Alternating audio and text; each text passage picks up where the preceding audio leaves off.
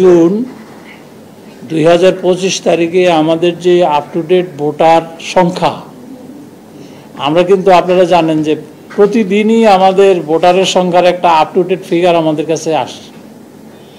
সেই up to date ফিগারের উপর আমরা 64টা জেলার এই ভোটারের সংখ্যা, এভারেজ সংখ্যা, টোটাল সংখ্যা, এগুলোর উপর একটা পরীক্ষা নিরীক্ষা করি।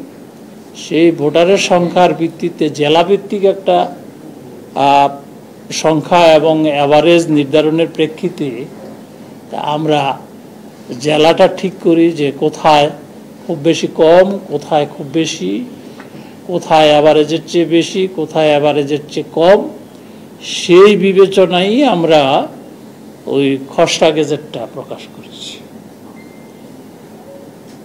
এখন আপনার যে প্রশ্ন, আইনের ভাষাটাই হলো এই যে প্রশাসনিক ব্যবস্থা, ভৌগোলিক অখণ্ডতা, আদমশুমারি, সাথে আমরা আদমশুমারির সাথে যাতে গ্যাপ না থাকে সেই কারণে আমরা আপ টু ডেট ভোটার সংখ্যাটাকে আমরা বিবেচনায় নেওয়ার চেষ্টা করেছি।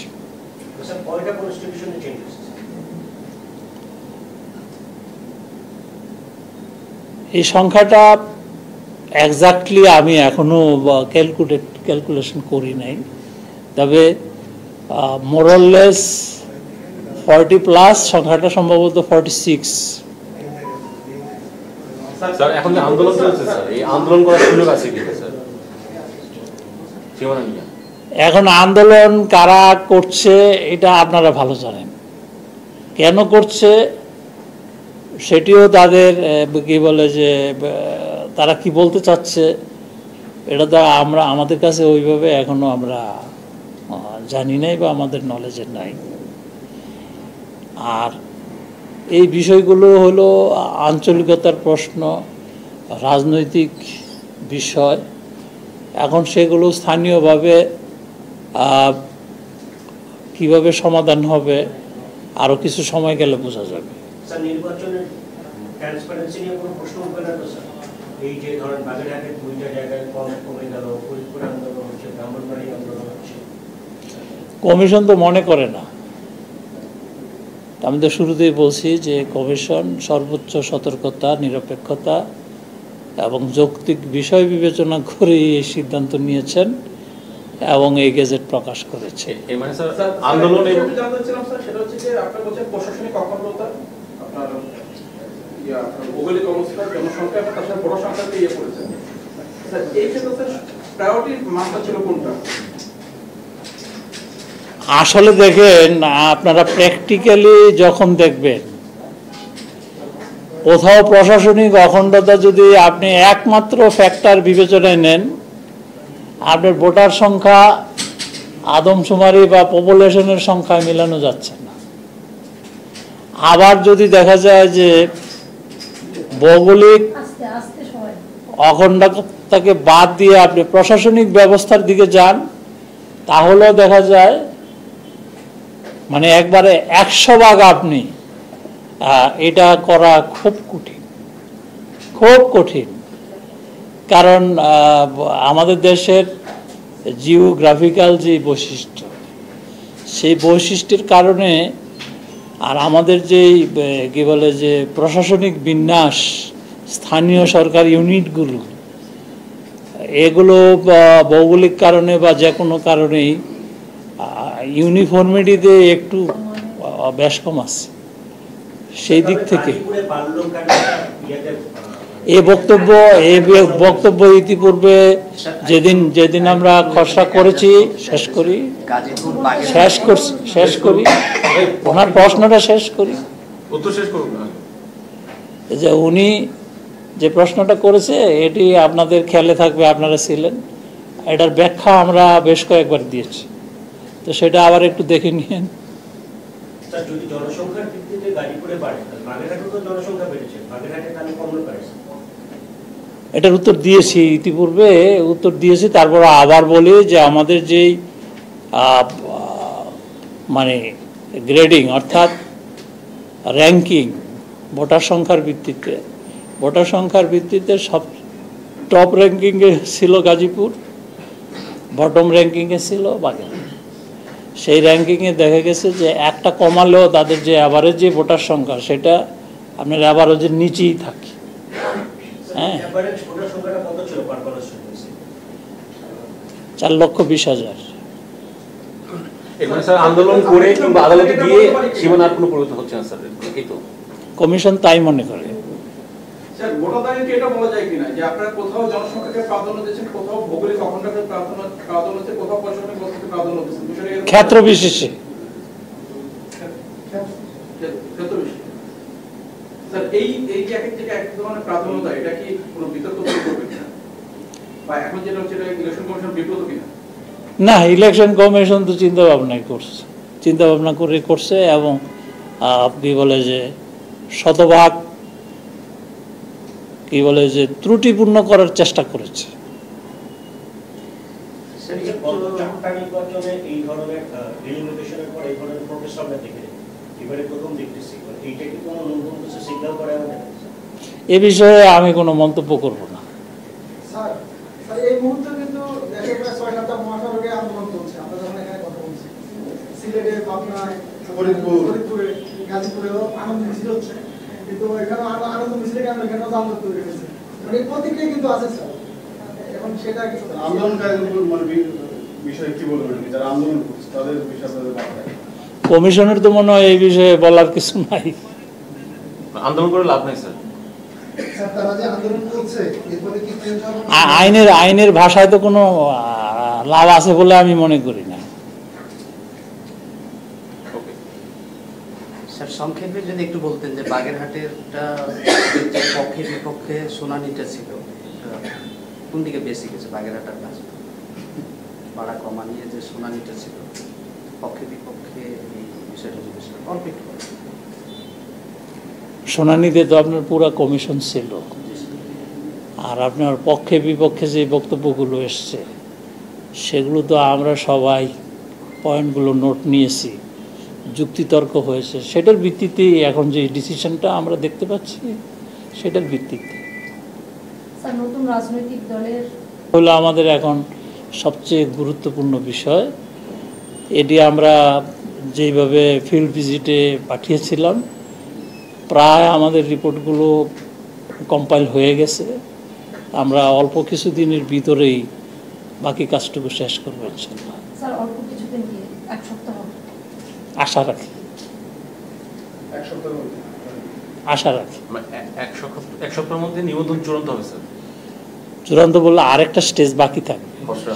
সেই স্টেজটা হচ্ছে যে ধরেন যেই রাজনৈতিক দল নিবন্ধনের শর্তগুলো ফুলফিল করতে সক্ষম হয়েছেন তাদেরটা যদি আমরা নিবন্ধন দেওয়ার সিদ্ধান্তে আসি তখন তাদের এটা একটা বিজ্ঞপ্তি জারি হবে। বিজ্ঞপ্তি জারি হবে এই কারণে যে এই নামটার বিষয়ে অন্য কোনো দলের আপত্তি থাকতে পারে, এই নামে অনুরূপ নামে আরেকটা সংগঠন থাকতে পারে বা কারোর কোনো বক্তব্য থাকতে পারে, সেটা ফাইনালি আরেকটা বিজ্ঞপ্তি হবে।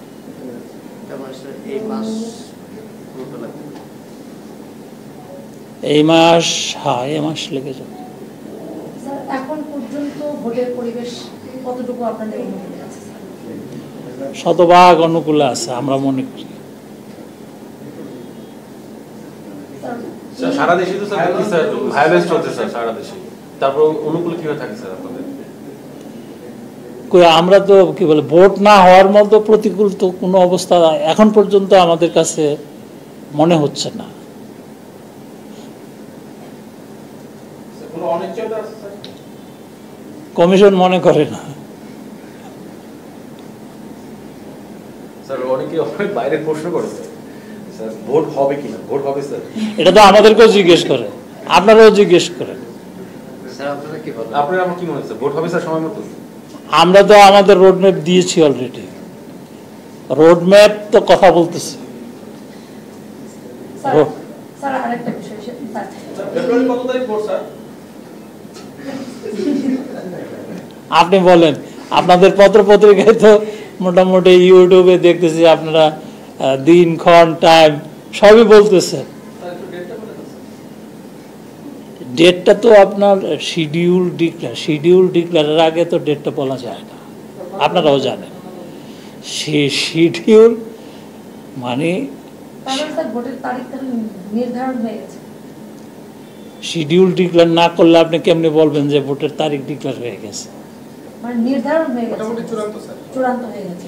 এখন আপনি মনে মনে অনেক কিছু চিন্তা করতেছেন, আমি কেমনে জানি? বা নির্বাচন কমিশন মনে মনে চিন্তা করতেছে বা তারা একটা প্ল্যান করতেছে, তো সেটা আপনি অনুমান করতে পারেন, কিন্তু নিশ্চিতভাবে তো বলতে পারেন না। আমি জানি না, অন্য বিষয়ে মানে ইলেকশন বিষয়ে অন্য বিষয়ে একটা প্রশ্ন করতাম স্যার। প্রথম হচ্ছে আপনারা বললেন, আপনারা যে আরপিও ড্রাফট করলেন সেখানে বললেন যে অভিযুক্ত হইলে মানে চার্জ ফ্রেম হইলে তাহলে শেয়ার নির্বাচন করতে পারবে না, যোগ্যতা হারাবে। আমরা কি এই কথা বলেছি? চার্জ ফ্রেমের কথা বলেছি আমরা?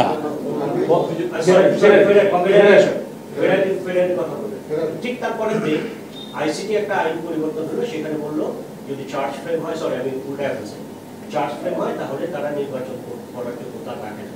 এখন আমার প্রশ্ন হচ্ছে যে আইসিটি কি এভাবে বলতে পারে একটা সুনির্দিষ্ট আইন, দেখুন আমার নির্বাচনের জন্য আরপিও একটা আইন আছে, সেখানে একটা আছে, এটা ঘটনাটা ঘটলো আরপিও যেদিন ড্রাফট নিয়ে কথা হলো ঠিক তারপরের দিন আমরা মানে জনগণও ধারণা কনফিউজ, আমরা নিজেরও কনফিউজ, আপনারা আসলে কোনটা স্টিক করতেছেন? আমিও কোথায় পত্রিকায় দেখলাম না মিডিয়াতে দেখলাম, তো এই বিষয়টা টোটালি আমি কি বলে যে আমার জানা নাই, জানলে হয়তো বা আইনগত বিষয়টা কি হবে। আপনি যে প্রশ্নটা করছেন এটার মধ্যে কিছু বিষয় কনফিউজিং, তা এখন আরপিও বা ওই আইন এই দুইটার সাথে কিভাবে সামঞ্জস্য বিধান হবে সেটা হয়তোবা আইন হইলে পরে আইনজ্ঞ যারা আছেন তারা আবার এটা দেখবেন। কারণ হলো যে সব কিছুই তো আবার ল মিনিস্ট্রিতে ব্যাটিং লাগবে, তো সেই জায়গায় তো একসাথে গিয়ে এটা সমন্বয় হইতেই হবে, তো এটা আরেকটু সময় লাগবে মানে বোঝার জন্য। অন্য কোনো আইনে নির্বাচন করতে পারার বার থাকে না স্যার, এটা আর কনস্টিটিউশন অন্য কোনো এই মুহূর্তে অন্য কোনো আইনে নাই নির্বাচন করার বার নেই স্যার। এখান থেকে আপনারা নির্বাচন বার নাই স্যার, আইসিটি থেকে কিভাবে এটা বার? আমরা আরপিও যেটা প্রস্তাব করেছি এটা ল মিনিস্ট্রি ব্যাটিং এর পরেই তো চূড়ান্ত হবে। তা ল মিনিস্ট্রিতে যাওয়ার কারণটাই হচ্ছে যে অন্যান্য আইনের সাথে কন্ট্রাডিকশন থাকে কিনা, সংবিধানের সাথে সাংঘর্ষিক হয় কিনা, প্রচলিত বিভিন্ন বিষয়ের সাথে সাংঘর্ষিক কোনো বিষয় থাকে কিনা, এগুলোর বিষয় তারা দেখেই চূড়ান্ত করবেন। এটি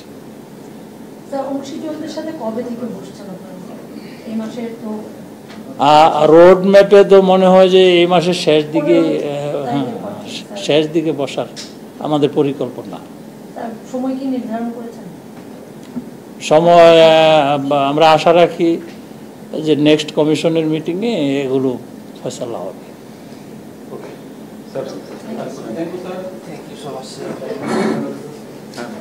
আপনাদেরকেও অশেষ ধন্যবাদ।